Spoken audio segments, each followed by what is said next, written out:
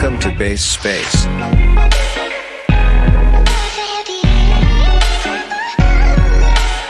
a crypto podcast. Base Space.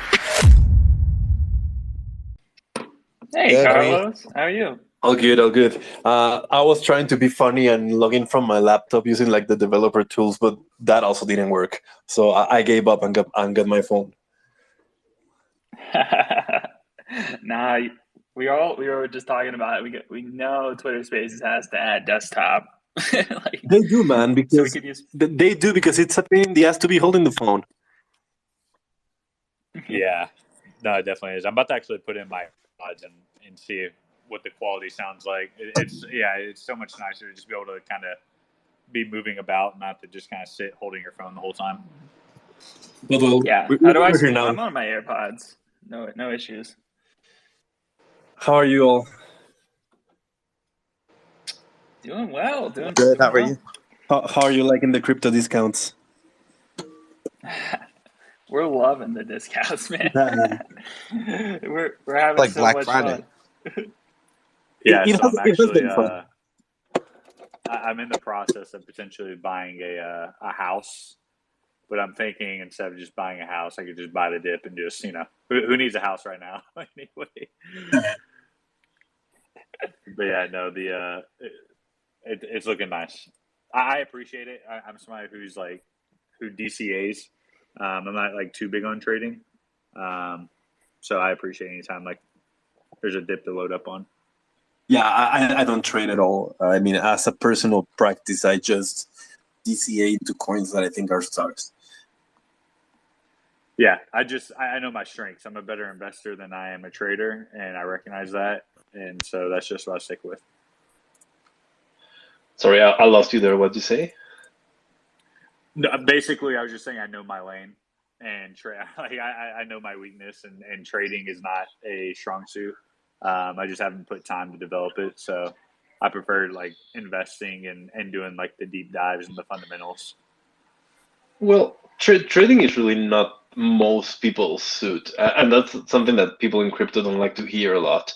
But you do see that most traders lose money, and the few that don't are often because of some lucky event.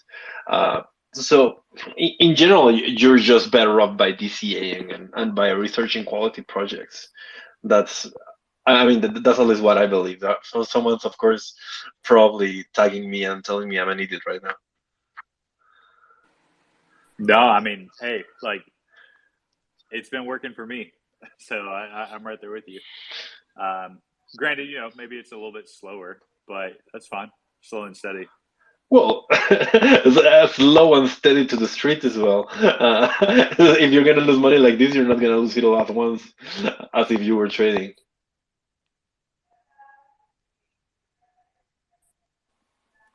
Yeah, I mean, I've made some money in trading, but I feel like the assets I've held the longest are the ones that are the clear winners over time.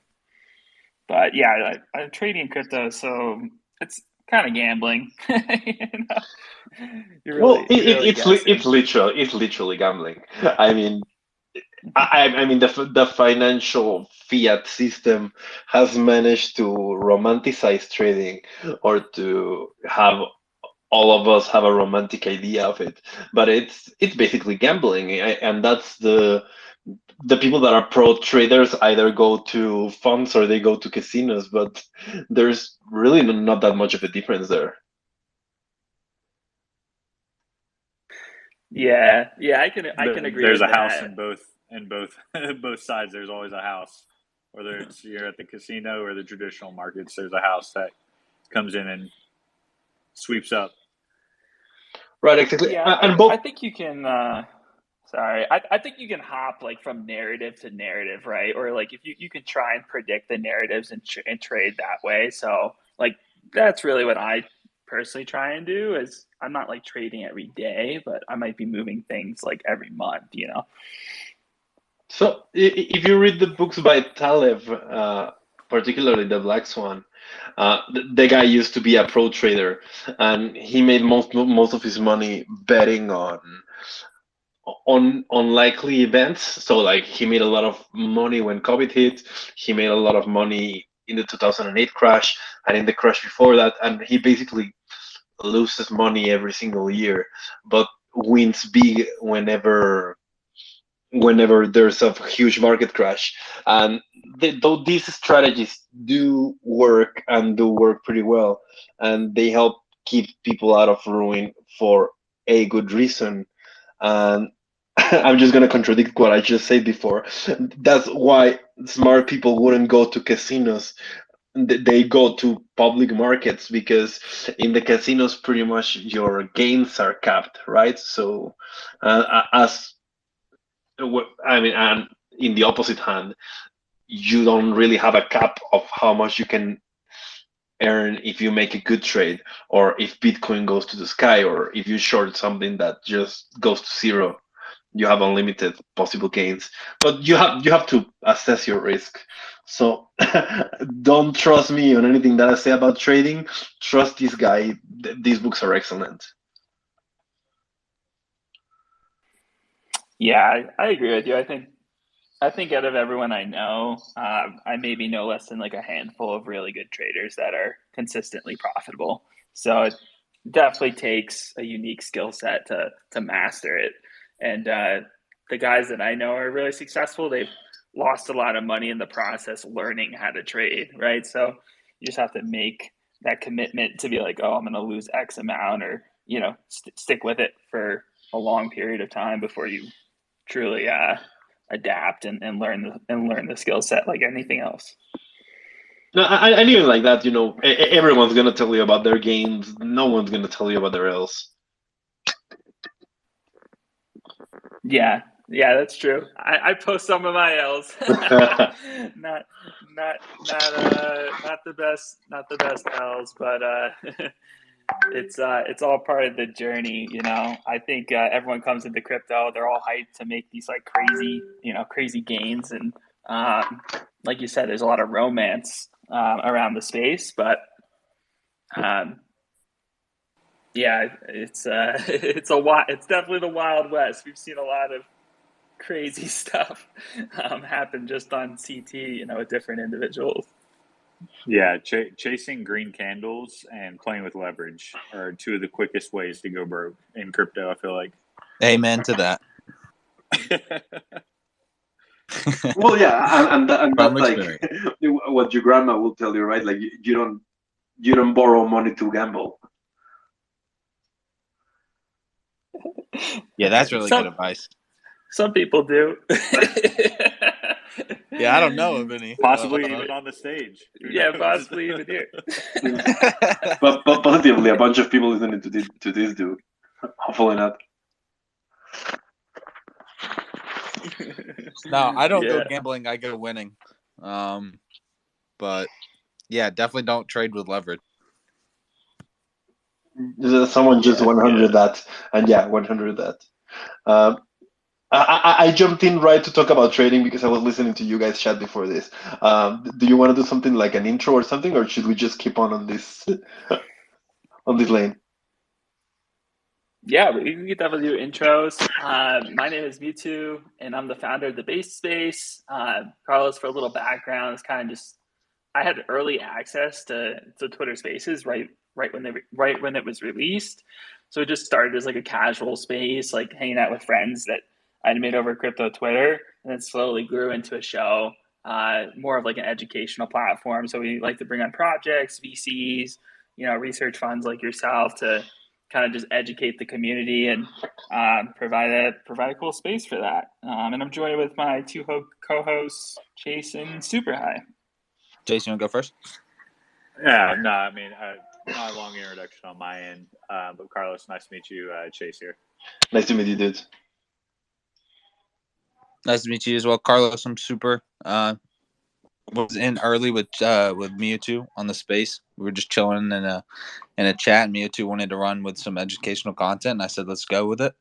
And now we're here. We've been blessed to bring on a ton of protocols in the space, and Darb, he's listening right here too. Darb helps us a lot with our editing and uploading. And Chase is super big on our research and coming up with the questions as well and helping with the interview. So we've got a pretty solid team here, and it just started from people chilling in Twitter Spaces. Cool. I gotta say, I love the format of Twitter Spaces. I love how Twitter just woke up one day and decided to destroy Clubhouse. Oh, absolutely. And That's awesome. that's like the beauty of like the tech industry. It's like once you have the network, you can just pivot and offer different products within your services of your network, and it's just any sort of competition just kind of gets thrown to the wayside. But it's just so nice to have it right here on Twitter, right? Like that's what I'm sure a lot of people must be sad about their Clubhouse investment or something. But in Twitter, it just makes so much more sense, man, because then your personal platform is right here. I wanted to join from Decor's Twitter because I see that a couple of guys are already following me. You should actually go follow Decor. That's where you would find like the cooler stuff. I just don't have that one logged in on my app, and I don't have the passwords here. I have it in my office. But yeah, just as an intro for people that might not know me, I work with Decor, which is a crypto research firm. We publish reports on crypto projects that are public and they're free. They're pretty high quality, if you ask me. And we just basically do that. We have a decentralized engine to generate reports on crypto projects, and we sell those to anyone that might be interested. But we also publish some of those for free on the interwebs. So we create. So some of our clients are crypto exchanges, crypto projects themselves that want to find like their strengths and weaknesses, platforms in crypto in general that want to know what kind of projects to list, as well as of course like capital institutions that may want to research projects, or they may want just to be fed with projects that they might find interesting. As a part of this, we also publish a bunch of articles. I run a podcast that I host. It's called Blockchain People, or you can just find it as Decor. And we've been happy, such as you guys. I started on lockdown and been really lucky to have some very cool guests very early on. Like on YouTube, I guess we're like 700 or something subscribers, but we've had some cool guests, and there are some, I would say, even cooler ones coming. So really encourage everyone to go follow that. And that's the end of my spiel. Do you have a Twitter post for that so we can go and throw up in the top while we have the chat? Sorry? You were explaining your podcast. Do you have a tweet that has all the information in it that we can just throw up at the top of this space? Yeah, how do we do that? I've never hosted spaces before, so I don't know how that dynamic looks like. Oh, you're good. I can add it if you just want to DM it to me while we're talking. Okay, cool. I will. I'll send you the link to our YouTube channel. That works? Perfect. Yeah, that's perfect. Okay. Following Super and DMing you. All right. So yeah, whatever you guys want to talk about, I'm up for anything. Yeah, Carlos, I'm curious as well. Like, how'd you actually like get started in the crypto space? In the crypto space, I got hired by a marketing agency in Cyprus, and this was the worst job of my life. This was ICO marketing, so it was pretty cringy. This was actually like my first ever experience with Bitcoin. I've heard of Bitcoin like in 2009. Nah, that might be too early, but I would say 2011. I heard of Bitcoin, and I always thought it was like kind of like a dumb idea. How the turntables, and so I got hired by this ACO marketing agency in Cyprus, and I just lied my way through the interviews. I told them that I was like basically this crypto expert, and they flew me in, and then the job sucked. Who knew that people that hire unexperienced people are bad employers? But through all that, I did manage to meet a lot of really high quality people in the Cyprus crypto scene. I was disenchanted with crypto for obvious reasons, but started doing social media management for a crypto news site to be able to pay the bills. And eventually Decor came along, and that's when I fell in love with crypto again. Sounds kind of corny, isn't it? But I just found that I really love the research in the tech, and I really loved all the applications of blockchains, aside from the monetary front, which is interesting, of course. But like, there are so many use cases in politics, in just community management, and not in the social media sense, but like in the way of organizing people. And it's, well, yeah, blockchains are basically political tools, so that's why I fell in love with. Are you really big into like political science? Not really. I mean, I wouldn't even say not really. I would say not at all.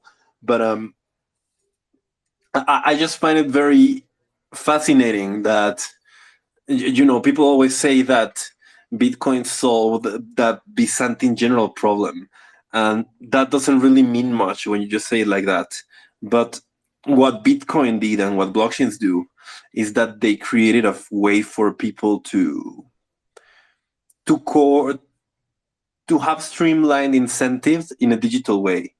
And that's super powerful, because then there's all kinds of applications. And also, like, another common place that people use is that blockchains represent ideologies.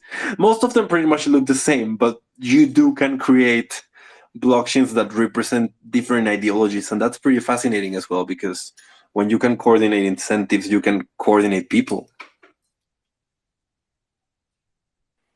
Yeah, 100%.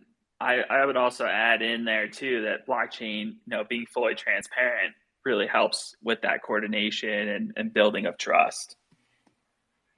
Yeah, exactly. Or even like doing doing something completely trustless, like tools like Monero, for example, which I'm really fascinated with.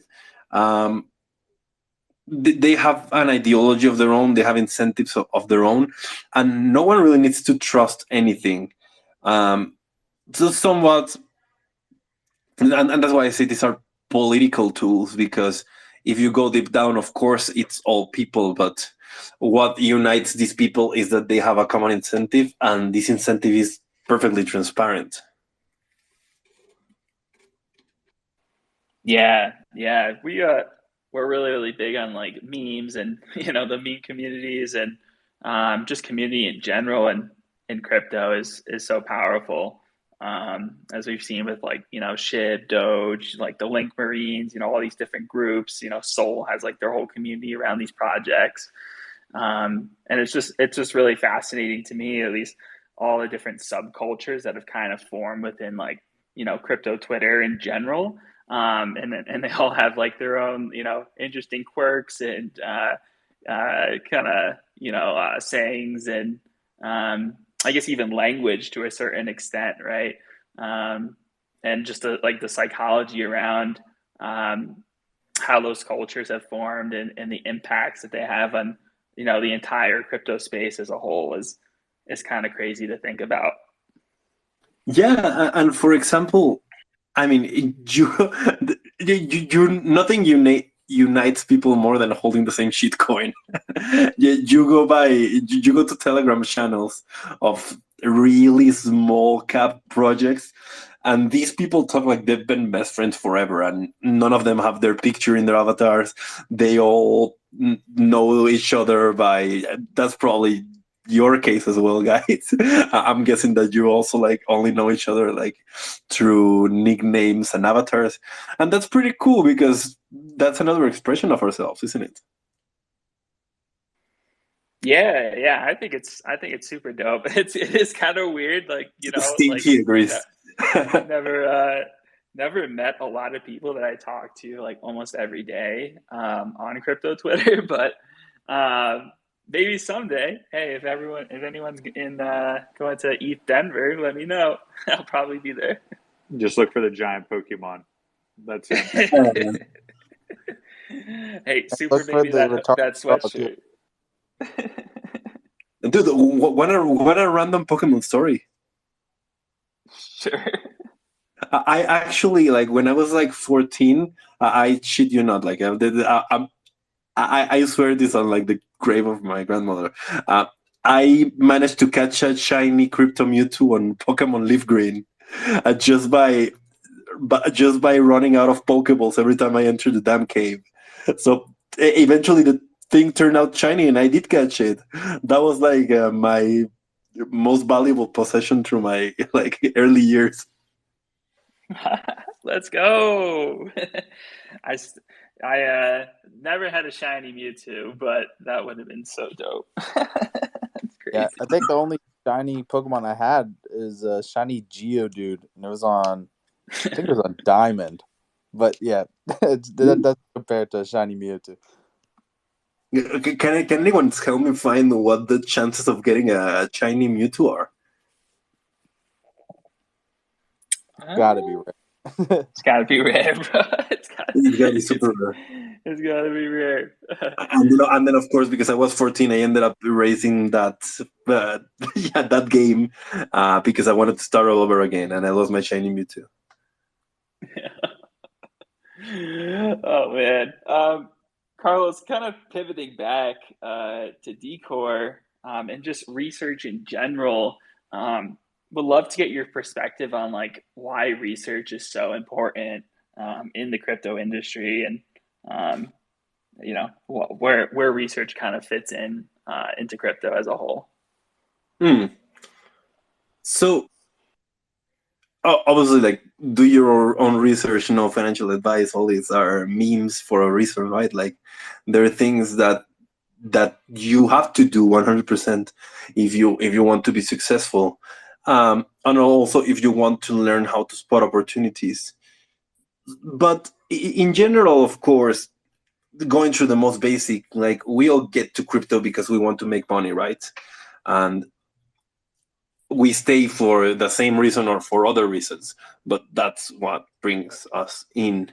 So if you want to really make money, you have to know how to research projects, because you have to know which projects are going to be successful in the long term and which projects are going to be successful or which projects have a big chance of success when they're still small, right? You make a killing by either finding things that are worthwhile and betting on them long term, or by finding things that are going to explode.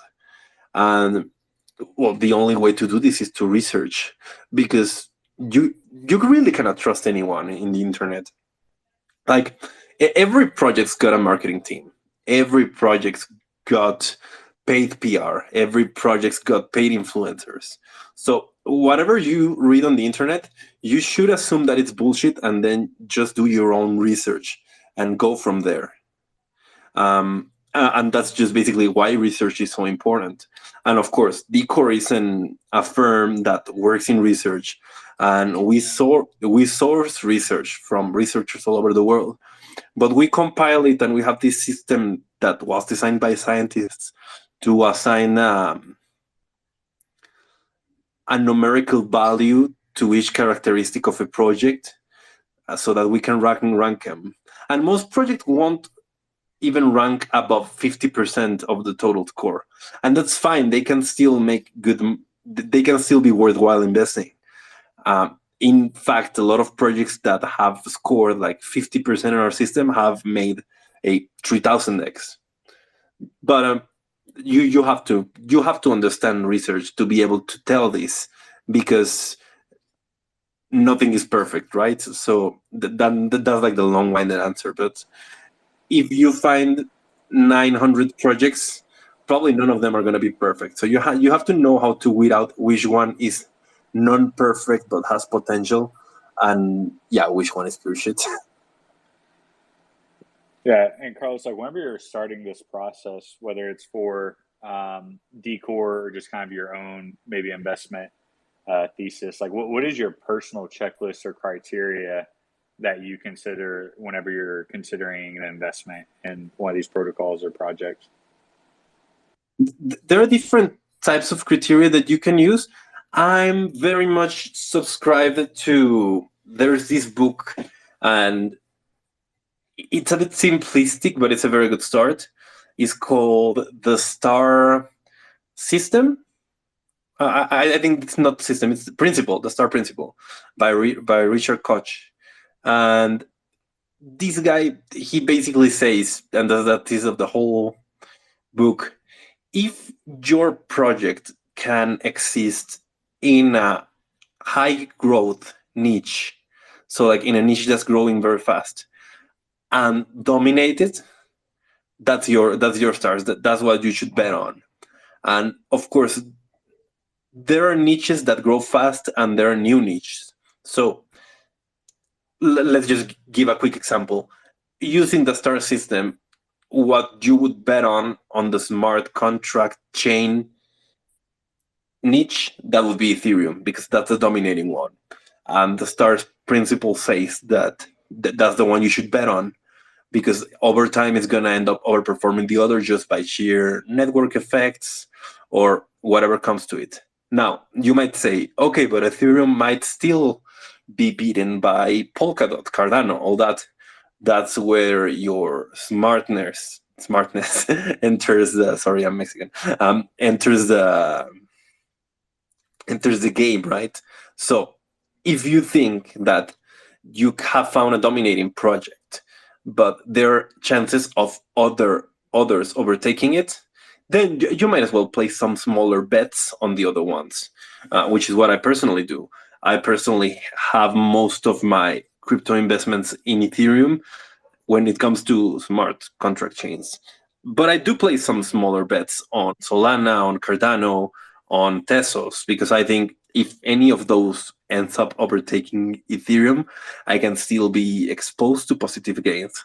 And market caps tell you that quite easily. Like, you don't have to be a genius to know how much you should weigh your bets in that regard.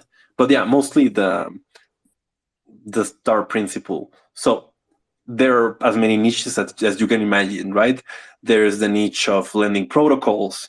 There's the niche of oracles. There's the niche of privacy chains, and so on and so forth. Gotcha. And I may have missed it. The STAR method, I'm assuming that's an acronym, right?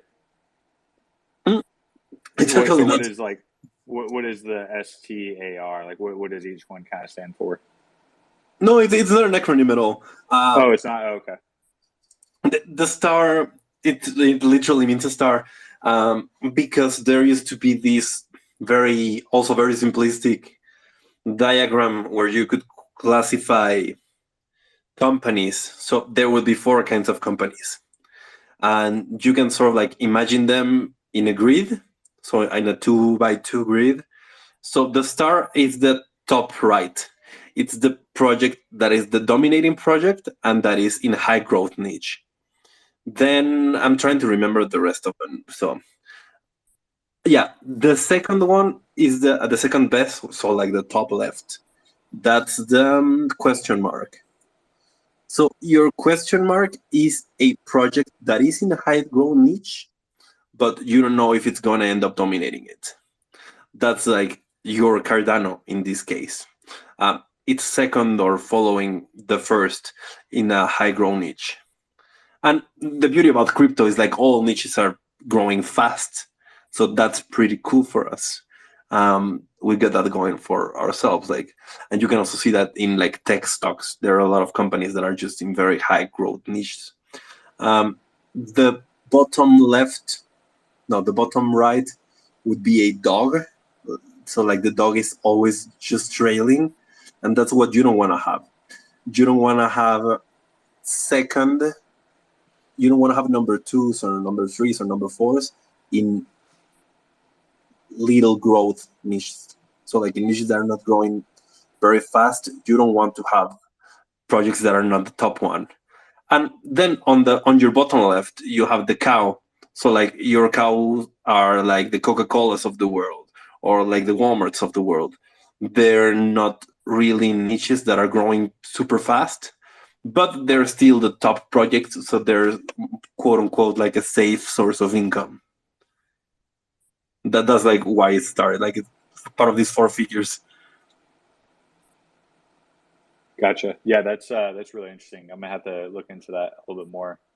kind of like going off that and using that method for yourself, like, are there any projects right now or even trends that really interest you? I mean, and to be fair, like this method is the beginning, right? Like this is the first thing you want to assess whether your project is creating a new niche or if it has any good chances of leading a niche. Then of course you have to go and figure out whether it has chances to lead it, which is where tokenomics, team, their marketing strengths, which is super important, the technology and the product market fit come in, right? That's where you determine whether a project can lead a niche. About projects that I'm looking at right now, look, I wouldn't tell you to go look at projects that I don't invest in. So what I often do is that I invest in every project that the decor engine rates over 50%. So because I've found through our data that that's what's best in general. Projects under 50 have in general a good chance of returns, at least if we go by our history, non-financial advice, of course. And projects under 50 rarely do well in the real world. So that's a good measure that I use. And thanks to it, I've invested in a bunch of cool projects, such as like the Panther Protocol, Flare, Credo. That's another cool one that has done surprisingly well recently. The Octopus Network. What else have I invested in recently? Bonded Finance. So yeah, I know you guys because of Bonded Finance, actually. Those are projects that I think have a good chance of becoming leaders or doing very well in a new niche. Yeah. Carlos, I'm curious like about the engine. Can you talk to us a little bit more about like what that process looks like? Like, for example, if you want to, write a report around Solana, for example, like how many researchers are you guys pulling in to form your conclusion, and like how does the final report actually get like put out? And maybe you could talk a little bit more about that process of actually, from start to finish of creating a report. Yeah, of course. That's a great question. I have I've been lucky enough to be in the corp from very early on, and I can tell that right now is the strongest the engine's ever been. So basically, it all starts with our council or with our core team. So the core team decides which projects to research, fed also by the engine. So the engine guys have a say on which projects they want us to research, but in the end, it comes down to what we think it's best to generate a good report on. And let's say we choose a project. Let's call that, like you said, Solana. Let's go with that. So we choose Solana to report on, and we upload all the relevant resources for Solana to the engine so that we can tell researchers where they should be sourcing their info, although they have they have all the liberty in the world to go look for info elsewhere, as well as try and contact the team. A lot of them actually do talk to the teams, and that's how some of our interviews are born, actually. Then the researchers, and this is like the beauty of the engine, the researchers only answer a set amount of questions. So let's say one question could be, do the core members of the team of Solana have ever participated in a fraudulent project or in a scam? And that's something that's very easy to determine whether it's true or false. And there are other answers that can be rated more true or less true in, like, say, in a 1 to 10 scale. So, and the point of doing all of these through separate questions is to give us an idea of how we can assign how we can assign number ratings to all of these answers to compile a final score. So if you go to a Decor report, in the end, there are all the categories the project is ranked on, such as social media and virality, tokenomics, product market fit, technology, team, etc. And you see that all of them have different ratings, and all their ratings are weighted to come up with a final score. If anyone listening to this is interested in becoming a researcher, our researchers actually get compensated for doing their tasks, especially if their answers make it to the final report, or if some project that they propose to the engine makes it to be made into a report or even invested on. That's pretty cool. If anyone wants to take a look at that, you can go to dcore.net/researcher. That'd be d-core.net/researcher. We're always looking up for new guys. And like I say, right now, the engine is at its highest quality.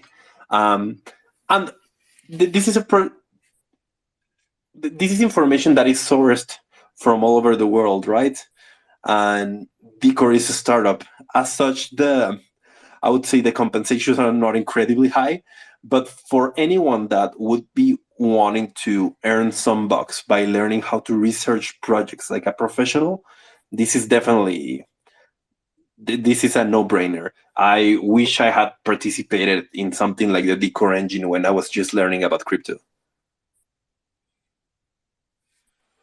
Yeah, very cool. I know a lot of our listeners are super passionate about crypto, and we definitely get a lot of people that are looking to get into the space, find a job. So that's a great resource for people to explore and just get started. That's awesome, man. Well, yeah, I really love what Decor does. I'm just the content guy, and somewhat have become like the public face of Decor through the podcast. But the true OGs and the true geniuses are the guys running the research side of the company. I really love what they do. I really love how better the reports are getting. The reports are free as well. So another shield, you can go to dcore.net/research and see the reports. And if you subscribe to our newsletter, you'll be notified every time we put out a new one. They're all 100% free for you. I'm actually curious, does Decor actually hold any underlying crypto assets, or is it strictly kind of research only? No, so Decor does have a lot of skin in the game because Decor is the brainchild of KMG Capital Markets, which is a capital fund firm. So yeah, obviously, like the main goal of having a research engine, apart from producing high quality research and that is self-sustainable, is to feed good tips to the underlying fund. So you bet that we do invest in projects. And some even like I would add so sometimes even in difficult stages. So for example, we just did a very good report on this project. It's called Aleph Zero, and they're not even listed in any exchanges. So you have to go through Telegram OTC groups, and you can imagine how how hard that is. Yeah, that's incredibly challenging. I know, the three of us are always trying to find gems or do research on projects. With these projects that have like very limited information, like, do you have any tips or pointers for kind of finding resources or learning more? Because for myself, like what I found is, like you said, like the Telegram groups and the Discord, just like talking to the team members is a really good way to learn about the projects. And one thing I like to do, Carlos, is actually like ask them about their roadmap, write it down in my notebook, and try to get them to, tell me dates or, commitments that they're going to be doing. And then kind of follow up, right? Like, hey, are they actually like tracking to the roadmap that they said that they were going to be doing? Are they fulfilling the commitments that they said? Because like you said earlier in the conversation, anyone can create a website, anyone can create great marketing, But it's really like the actions of the team that are going to speak a lot louder than, the words that they're posting, on their website or, on their Discord channel, like hyping everyone up. Actually, like that's an old Silicon Valley saying that you do not want to invest in people that know how to write business plans, just because building and creating business plans, creating pretty website, pretty business cards are not really the same skill, are they? So often what's best, and you do not obviously get the best returns by doing this, but at least you get a sense of where you're standing at, is by looking at MVPs, right? At minimum viable products. So because if a project is able to put out something like that, you do have an idea that that they're skilled in some sense, right? That there's something to their words. Yeah, yeah. Do you guys find that because like you're a research firm that you have access to those, or like for the average like everyday investor, do you have any tips for getting like more hands-on with the project, or um, you know, kind of navigating into the weeds, I guess, in a sense, to kind of see what they have going on behind the scenes? Because that's always been a struggle with me. It's like a lot of projects. Won't mention names, but you ask them questions and so forth. They don't want to give you any answers. Like they're very vague. It's just hard to assess. Even when like a friend or something comes to me and they're like, "Hey, really, really excited about this project. I think you should check it out." But there's not like the team isn't very friendly. There's not much information online. It's just kind of hard to gauge if like this is a place that I should really even be putting my capital. And most of the time, I just wind up walking away. But in a few cases, like these projects have popped off. They've been really popular and grown tremendously. So you kind of have any pointers there around how to dig in and get these projects to share more information? Well, if you don't have anything that if projects don't have anything to show for directly, your best your second best thing you can do is to see who trusts them. So often, like a good project would have a list of who the investors are, who ideally very early stage investors, angels, seed investors. That's a good place. You have to see who the partners are and to check if the partnerships are really partnerships. So a lot of projects, for example, would list Chainlink or Polygon as partners. That's just an example. And they might not actually be partnered with them. They might just be using their products, which is like saying you use email, right? If you say that you are partnered with Chainlink because you use Chainlink's Oracle, yeah, you might as well say that you're partnered with the internet. But that's like a long way of saying it. And then if you still do not find anything, you should consider a red flag. And if you take that as a red flag, as you should, then you have to weigh that against everything else that you can find, to determine how big or how small your bet should be.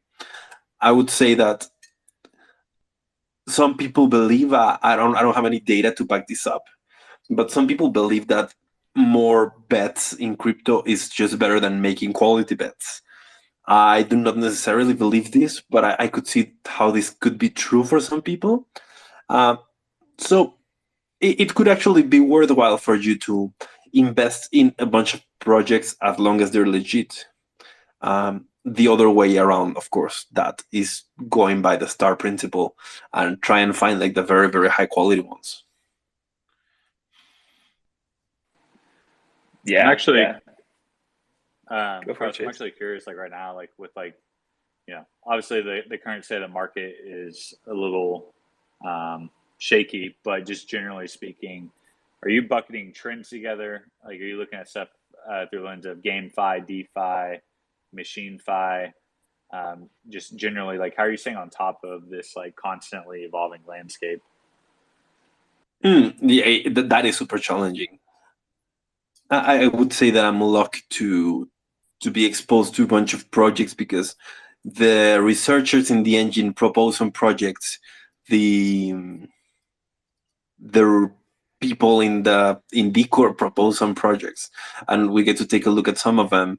And then for other places that I'm looking at, so like if some coin gets listed for a DeFi protocol that I'm looking at or that I'm interested on, if a new partner arrives, that's some place to start looking. But there's definitely no way to keep in touch with everything. You have to sort of follow your interests, and you might even sometimes be late to invest in a project. I would say, for example, I consider that I jumped very late on Thorchain. But if you wait your bet well enough, and you think that there is enough of a possibility of success, you might see some good gains down the road, right? So you do not necessarily have to find everything super early. So do you subscribe to the future of like tokenizing everything, in which we're gonna have protocols just like as we're seeing in DeFi disrupt the finance industry. We're gonna have insurance be disrupted, and you're gonna have tokens for insurance protocols, and you're gonna have mortgage, and you're gonna have commodities, and you're gonna have real estate, just really just kind of any industry that can be disrupted by tech. Do you see that kind of tokenization of everything, or do you think we're see this like fad of tokenizing everything kind of die out, and we may just kind of have like a few main protocols that have tokens? Mm. Personally, personally, again, I don't have any data to back this up, but I just feel like tokenizing everything would be a disservice to everyone because you cannot deal with so many tokens in your mind, right? And then if you have fluctuating prices, you don't want your food's price to be fluctuating one way and your insurance price to be going that way and your salary to be fluctuating in another way. That's just too much for the average person to think of. So what I do think we might see is that we might see blockchains being implemented invisibly in a lot of things. And that's where I would bet my money on things that can continue to exist even if people do not know that they're using them.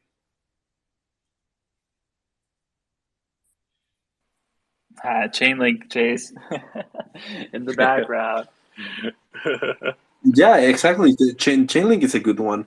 I do have a good size investment in Chainlink because I don't think that's going anywhere. Also, things that are very immediately useful. That I have a good size investment in Monero as well for that, because I do see that a lot of people know that what they would go to Monero for, and that's always an option. So that's something that I keep open. Ethereum, of course, is a good case of this because it's a chain that's meant to be used invisibly, even if right now with the transaction fees is quite visible. And well, yeah, this kind of thing. Yeah, You can probably think of 400 examples. yeah, no, we're all definitely very bullish and on Chainlink. A large part of our community is a lot of Link Marines. I think a lot of this, the way we view it, is it's just a leverage bet on this entire industry succeeding. I'm sure you're aware. Without having an Oracle solution, it's really hard to kind of scale all these complex use cases of the future that people are dreaming up actively and then actively even building out right now that we're seeing like in the DeFi space. None of that innovation is possible without an Oracle. So I believe so as well. And you have to think Chainlink is the undoubted leader of the Oracle space. But if you're bullish on oracles as a whole, and I believe that you should be, then you have to try and look at the niche.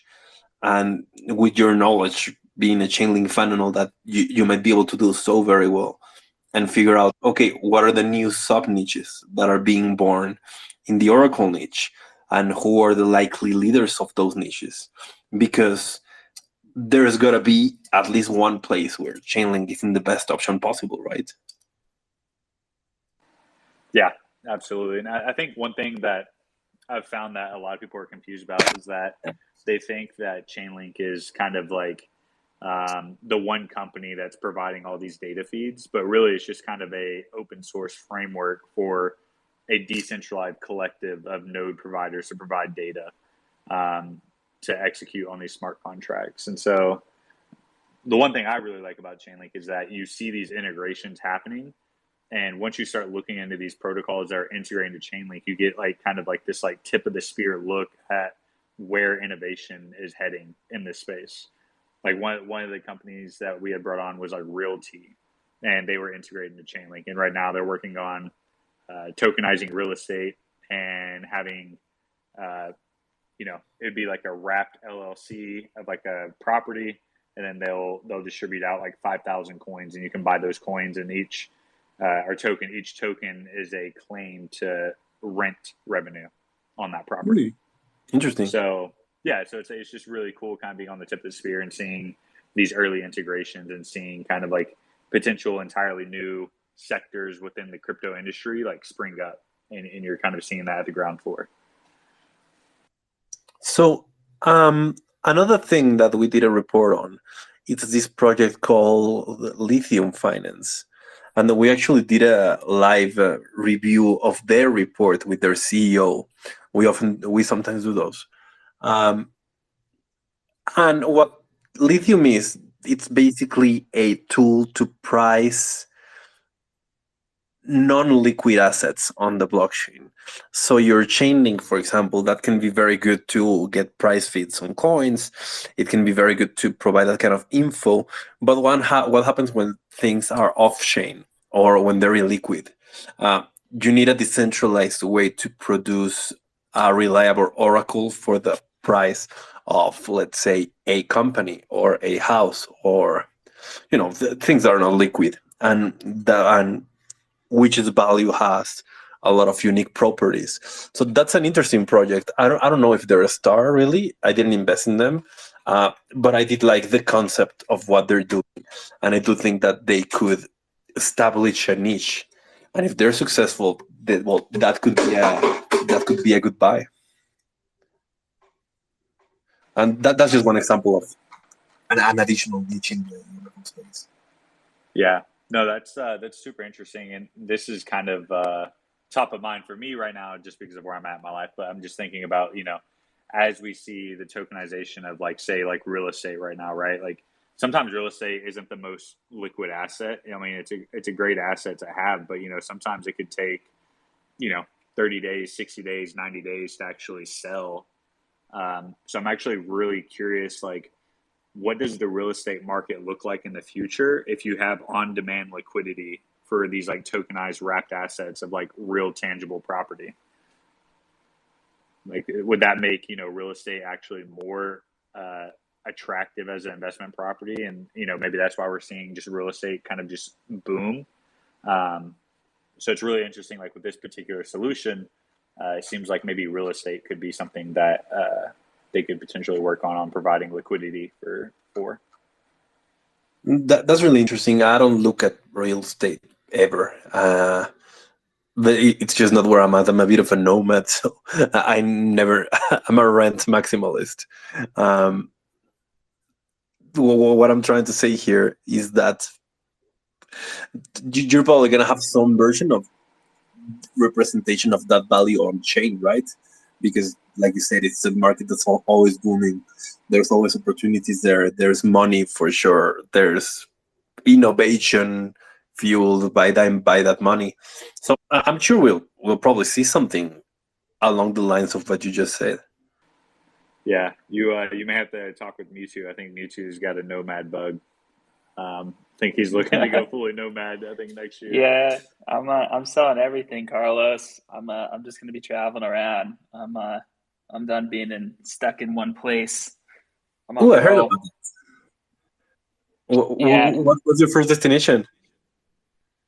Oh man, I'm thinking about going to Miami first. I think that'd be a lot of fun. So I'm gonna like hop around the U.S. for a little bit, and then after that, I want to go to Europe, and then go to Asia. So we'll see where the adventure goes. I'm I'm ready. I'm ready to do something new and exciting. And I think in this day and age, guys, if you can find a full remote job, like you don't need to be pinned down in one location. So why not? Man, I've been doing remote work for what now? 6 years. It's been the best decision of my life. I would never regret that. And I've traveled a lot through South America mostly, but also some of Europe. And I would say if you want to come back in South America, you're from the States, right? Yeah. Yeah, so you don't know how far poverty level goes in Latin America. Like if you, I believe that if you earn below 2,500 in the US, you're below poverty level. That's rich. That makes you a rich person in most Latin American countries. That's very close to home. So that's a very asymmetric bet. I would really encourage you to back through South America, man.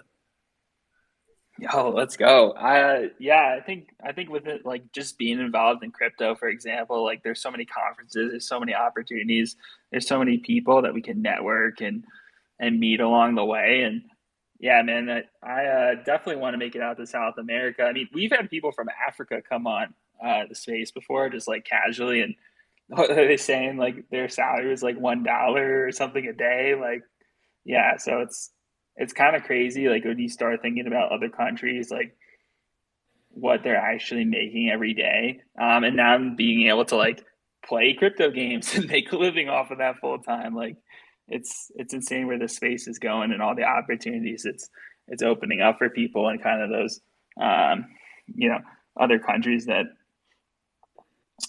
where they wouldn't traditionally have those type of opportunities for wealth. Yeah, no, it's I mean, the asymmetry is huge. The best financial decision of my life was to decide that I wanted to earn in dollars, whatever that would look like. Just because your dollar value goes a long way in Mexico, and that leads you places, man. And like you said, right now it's very easy to network. I'm sure you guys have made some amazing connections from doing this show, haven't you? Absolutely. Yeah, we've met some incredible people from the show, and I think it's kind of a hobby, for us. But I would love to just like be able to go out and meet people from the show in person. I think that would be like a whole nother level. I love remote, and it's great, but like that's why I'm really pumped about like East Denver, or being able to go out to different places, or like I wish I was able to go to like Lisbon for the conference, or someone just invited me to go out to a crypto conference in Spain. Like I want to be able to go those places. And there's just something still really special about meeting people in person versus over the metaverse, or the digital world we live in. Yeah, definitely. Not a.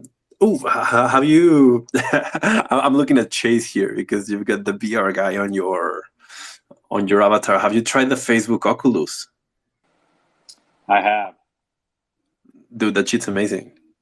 Yeah, it's the way I look at it right now, it's like it's in the Sega form of what it's going to be over the next like five-ish years, maybe 10 years. Um, I think what's really going to be crazy is the AR glasses. Whenever you start having tangible furniture and paintings in your home replaced by software code that's projected through AR glasses, I think that's going to be crazy. And I think that's going to put a whole nother level. Like you guys are nomads, right? So like imagine paying, like $3, $5 as a month of subscription service for having a TV as a service through your AR glasses, to where you could sit on your couch, you have your AR glasses on, and you have like 80-inch TV projected on your wall that's actually blank. And on top of that, say you have NFTs or even paintings, right? But you digitalize those as software, and you could have those in your home to where, like, pinned to the wall. So when you're just walking through your house with your AR glasses on, those exact paintings could be where you would like to have them as if they were there in real life. And, you know, as you up and move, it's kind of, you'd have that portability and that interoperability to where you could just have basically objects like that. You know, software is eating the world. And I don't know, it's just crazy. But that's the type of stuff that I think is going to be possible and is going to be a reality over the next 5 to 10 years when it comes to that type of stuff. Do you think it's going to be exciting, or do you think it's going to be a bit depressing? Well, I think at the end of the day, technology is a tool, right? So it's however you want to use the tool. And I think it's not for everyone, right? It's like some people will see things like glass half full, some see it glass half empty. It really just kind of depends on who you are as a person, like what you find interesting. Like, you know, if you're a nomad, right? Like you may think that would be like awesome to have all that just tucked away in your AR glasses to where you don't have to worry about like moving all that stuff. Like I recently bought a TV. I didn't buy a bit, well, somewhat big. It was like a 55, and I didn't have anyone to help me move it. I'm sitting there trying to like, you know, carry it across the parking garage and carry it up to my place. And it's like, damn, that's a whole struggle. But in the future, that could just be software within my AR glasses, and you know, at a snap of the fingers, you know, I could up and move all my belongings that are programs essentially. That'd be really cool, man. Like, imagine if you could like leave your hard drive like just stored somewhere connected to the internet, and go travel around and carry your, well, yeah, carry your all your data with you on your AR glasses, and they would just scan your retina so that no one can hack you, and you have your MetaMask right there. Yeah, that'd be pretty cool. You're right. Yeah, you know, I think it's just one of those things where it's a lot of change. So I can 100% see why people would be very uneasy about that and kind of not like the way that looks. But the way I kind of think about it is, you know, the generation that grew up with the internet, right, versus the generations that were already in their like 40s or 50s before the internet kind of came about. They look at the world much differently through the lens of their experiences. So I think the younger generations will, you know, more readily adopt that type of technology. And us older folks are getting along our way may kind of think like, I don't know, I don't really know about that. But you know, younger generations, they may find it really exciting and kind of like a really hopeful future that they can kind of be on the go. I do think that is kind of the future. I think as a population, I think we're going to be a little bit more nomadic, to be honest. What VR or AR investments would you advise people to look at? Oh, not financial advice on this show. No, just look at. We're not saying Uh, anyone should recommend anything, but like, if you may want to point out some places.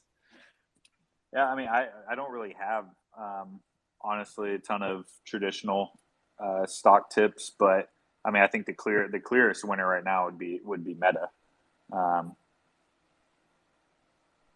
You know, they're pivoting. You know, kind of like going back to our earlier conversation, right? Twitter is beating out Clubhouse. Well, if you look at why, it's because Twitter already has their network. They already have that network effect, so they can pivot, offer a new product, and they can have that product adopted by their already existing network.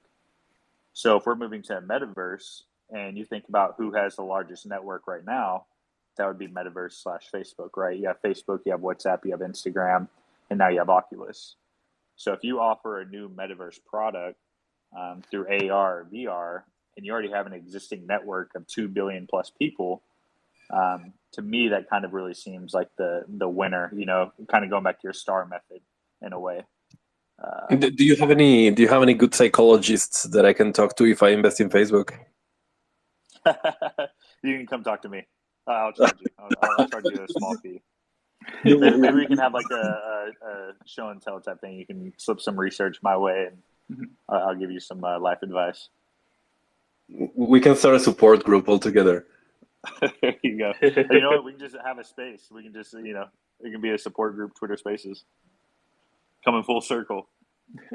Yeah, full circle, definitely. You guys should also check out HoloLens. I really enjoyed using the HoloLens. It's super cool because it's kind of like AR in a sense. Like you could have, like pin screens to walls or pin screens around your desk and stuff. It's fully immersive. All right, I'll take a look at that. Um, Oculus for me has been like a game changer. I tried it the other day, and now I'm bullish on everything metaverse. yeah. There's a really cool demo if you're familiar with the game Minecraft. I don't believe they ever launched the demo, but like they were using the HoloLens and like basically they were able to like attach like Minecraft to like a physical table, and you were able to like play in the real world.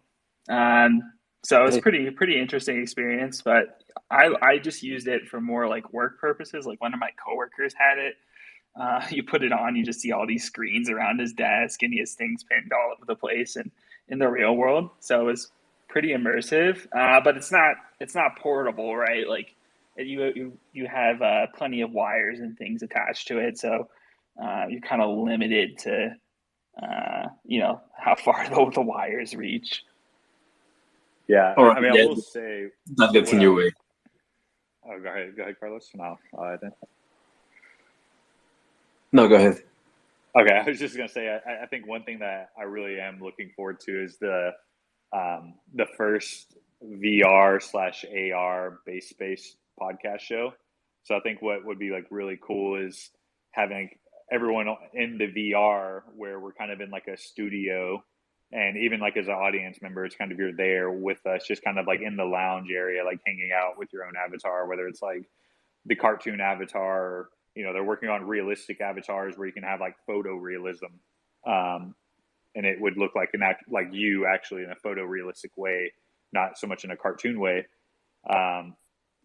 Or if you want to be like a crypto punk, whatever, however you want to like express yourself. But, just all of us being in that like completely immersive social experience, like having this type of conversation, where you go from kind of just interacting with social media, looking at a screen, versus being immersed in the total experience 360. I think that's going to be wild. And I look forward to our first episode of doing that. Hey, I'm wondering, do you guys have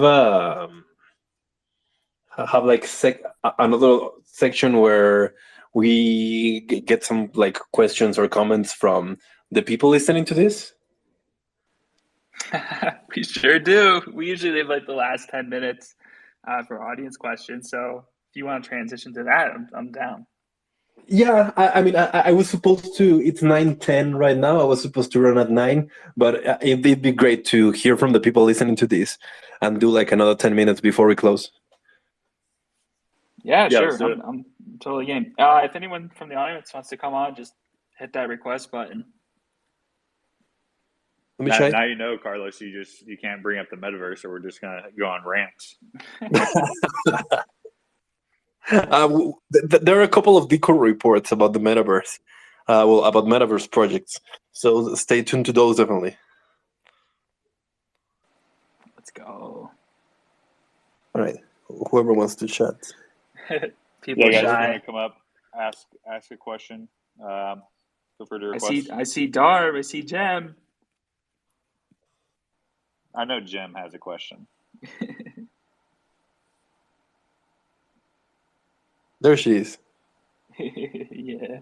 Raise her hand.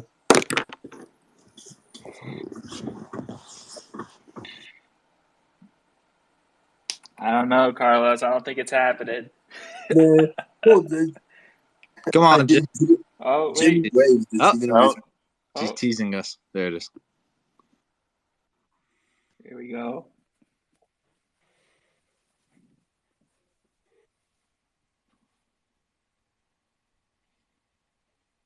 There. Yeah, we can hear you. Hey. Hi, everyone. I have no questions, so sorry to spoil that, but just wanted to say it's lovely to hear direct informational conversation with no bullshit, which I'm adding. But there's a point to this. it's really nice to listen to people that have been in this space for a long time, or not for a long time, but just to have a general conversation with no pressure. And yeah, this wasn't a question. This was more of a, and now we've got loads of people joining because they see that I'm speaking. So now we're in trouble, guys. But yeah, just hats off to you. Wonderful. I have a question for you. How come you have that many followers? How are you so famous? I literally say what I think. I'm British and I'm a woman. That's all I've got for you. I think Well, you're selling yourself a just little give short yourself a there, little Jim. Well, anyway, just yeah, the conversation's been wonderful to hear. I think I joined about an hour ago, and I know that you record them, so hopefully this will be on YouTube so I can catch the beginning. But absolutely brilliant. One of the smallest group of people listening, but one of the best ever conversations. So yeah, hats off to you. I never know how to pronounce your name. I know we've spoken for a long time, but me too. Mewtwo. It's a Pokemon, Gem. Well, I will give you a golden Charizard. But yeah, excellent space. Thank you. Yo. Thanks for coming on, Gem. We appreciate you. Thanks, Jim. Thanks, Jim. Thank you. That's very nice of you. All right, guys. Anyone else want to say? They want to say hi? You getting a We'll Charizard? give it one more try. Yo, I'll totally take a Charizard. That's, I mean, I'm about it. I'd almost prefer Mewtwo though. And trying to get that BGS 10 Mewtwo. Yeah, man. I think How much going for? At least 50. You better be selling some more. Right? I mean, I No, I'm feel just kidding. like it has to be at least 50. But, yeah, probably, man. all right, guys. Last call. Any questions? We have kept Carlos over the time. But Carlos, if nobody else comes on, I do want to say thank you for coming on. I really enjoyed our conversation. It was definitely kind of just a casual conversation, and we always love those. And it was awesome to hear what you guys are doing over at Decor and the research you guys are putting out. And I look forward to looking at some of your reports. I was looking at actually the QRDO one last night because that one's kind of popped up on my radar a few times or last couple of months. So I like how you guys gave them a pretty good score. So it seems like right on the path on that one. Yeah, that one was a very good project. I invested in that one. As I told you, like I invest in all projects above a certain score. I don't put out a lot of money in these ones. Like with these ones, I don't follow like my main approach. I'm going for volume of projects with a chance to succeed. But that one has done surprisingly well. And I happen to know a couple of the team members personally. They're legit guys. It's a good project. Yeah. Well, if you wouldn't mind, I would love an introduction. I would love to have them on. No pressure. We can. But I've had problems getting them on my own podcast. I don't know how much they're gonna listen to me if I try and get them on someone else's podcast. We'll convince They might like you better. Who knows? The power of Pokemon, Carlos. It goes a long way. It does go a long way because. Well, I sent you Brian, so that does work. Yeah, I second everything Chase said. Just really enjoyed the conversation and love just learning more about Decor and everything you guys have going on there. Would just honestly love to stay in touch and just be part of your journey. For sure, that'd be great. Like one of the best things that I found like podcasting in crypto is that you get to have somewhat deep conversations with people you would normally not meet, and that's super cool, man. And I have made a lot of good friends podcasting. Definitely keeping in touch with you guys. If any chance you want to have me back, you just hit me up. I really enjoy this. Yeah, definitely. And thank you for what you're doing for the people that don't really know where to start on research and don't know how to structure it. I know a lot of those people definitely appreciate it, especially people that are just now getting into the space. So thank you, Carlos. Definitely enjoyed the conversation that we had tonight. Okay, my last chill of the night. That's gonna be, if anyone's like a super noob here, if anyone wants to, looking at your avatars, none of you look like a noob, but like you all look pretty fortunny. But if you want to learn crypto from like the very beginning, you can go to decore.net. What the fuck is that? Something just started making a random noise. Okay. So sorry, I'm not in my own house. Decore.net/guide. If you go there, we have like this guide for noobs, super basic, goes from like what is Bitcoin, why is this valuable, how do I buy this thing if I'm interested in it, to like more complex topics in DeFi and all. It's like 50 pages. It's super pretty. So yeah, if anyone wants to check that one out, we'd love you to read it. There's also a gift for anyone that reads it. Very based. Thank you so much, Carlos, and I hope you have a based rest of your day. Thank based, you, everyone. Yeah, thank you, You guys Carlos. are pretty based. Take care, everyone. And thanks to everyone that followed me or Discord through this. I've been taking a look, and there's quite a few of you. So thank you. Let's go.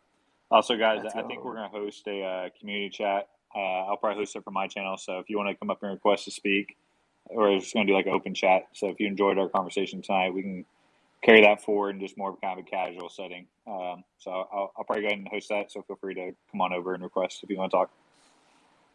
Okay, that's cool. I'll be listening. I have shit to do, but I'll be listening. Let's go. All right. All right, guys. Stay based, Everyone, everyone. remember to chase the channel. Bye-bye. Peace.